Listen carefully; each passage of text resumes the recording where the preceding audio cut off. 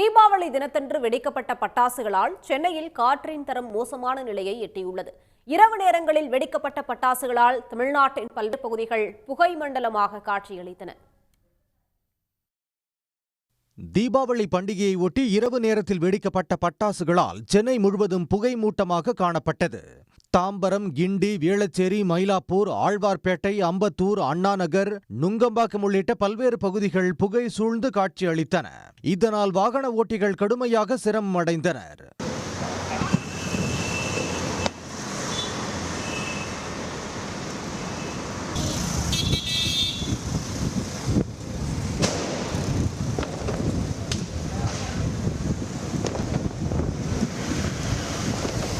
இந்த நிலையில் சென்னையில் பல பகுதிகளில் காற்றின் தரம் 400 புள்ளிகளை கடந்து மிகவும் மோசமான நிலையை எட்டியுள்ளதாக தகவல்கள் தெரிவிக்கின்றன. 0 முதல் 50 புள்ளிகள் வரை சுத்தமான காற்று என வரையறுக்கப்பட்டுள்ள நிலையில் சென்னையின் பல பகுதிகளில் காற்றின் தரம் 400 புள்ளிகளை கடந்து பதிவாகியுள்ளது. சென்னை மட்டுமல்லாமல் இரவு நேரத்தில் வெடிக்கப்பட்ட பட்டாசுகளால் பல்வேறு மாவட்டங்கள் புகை மண்டலமாக காட்சியளித்தன.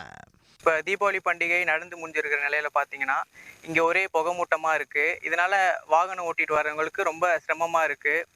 அது இல்லாமல் இங்கே பார்த்தீங்கன்னா எல்லா இடமும் எதிர்நிலைகளும் கூட தெரிய மாட்டாங்க, ஃபுல்லாக புகைமூட்டமாக இருக்குது. இதனிடையே வழக்கமாக 108 ஆம்புலன்ஸுக்கு வரும் அழைப்புகளை விட தீபாவளி தினத்தன்று 61% கூடுதலாக அழைப்பு வந்ததாக 108 ஆம்புலன்ஸ் நிர்வாகம் தரப்பில் தெரிவிக்கப்பட்டுள்ளது.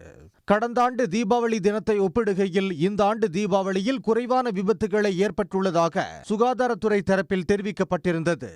இருந்த போதிலும் கூடுதலாக அழைப்பு வந்த நிலையில் அனைத்து அழைப்புகளுக்கு முறையாக ஆம்புலன்ஸுகள் அனுப்பப்பட்டு பாதிக்கப்பட்டவர்கள் மருத்துவமனையில் அனுமதிக்கப்பட்டதாக 108 ஆம்புலன்ஸ் நிர்வாகம் தரப்பில் தெரிவிக்கப்பட்டுள்ளது. நேற்று ஒரே நாளில் 4635 அழைப்புகள் 108 ஆம்புலன்ஸுக்கு வந்துள்ளன. உடனுக்குடன் செய்திகளை தெரிந்து கொள்ள சன் நியூஸ் பெல் ஐகானை கிளிக் பண்ணுங்க.